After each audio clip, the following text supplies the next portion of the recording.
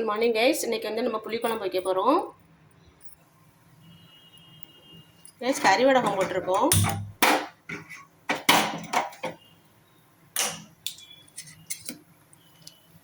புளிக்குழம்புக்கு கறி வடகம் போட்டிருக்கோம்.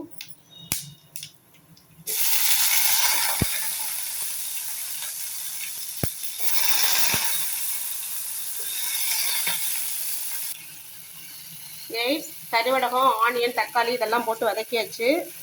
மஞ்சள்தூள் போடுறோம், காஷ்மீர் மிளகாய் தூள் போடுறோம்,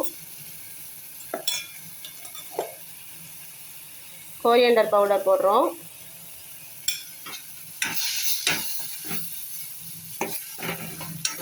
இதெல்லாம் வதக்கணும்னா இல்லை, ஆயில் கொஞ்சம் இன்றைக்கி சேர்த்துருக்கிறதுனால அதை வதக்குறோம்.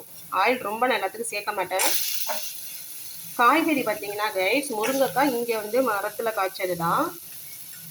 சுண்டைக்காவும் வந்து இங்கே ஒரு 10 காய் பறித்து, அப்புறம் எங்கள் அக்காவும் வீட்டிலேருந்து பறித்து கொண்டு வந்தது தான். எல்லாமே நான் நினைக்கிற மாதிரி இப்படியே ஆர்கானிக்காகவே கிடைக்கிது பாருங்க கைஸ். சில்வர் பாத்திரங்க, அதனால்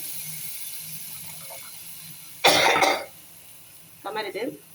ஓகே கைஸ், புளிக்குழம்பு கரைச்சாச்சு, ரெடி ஆச்சு.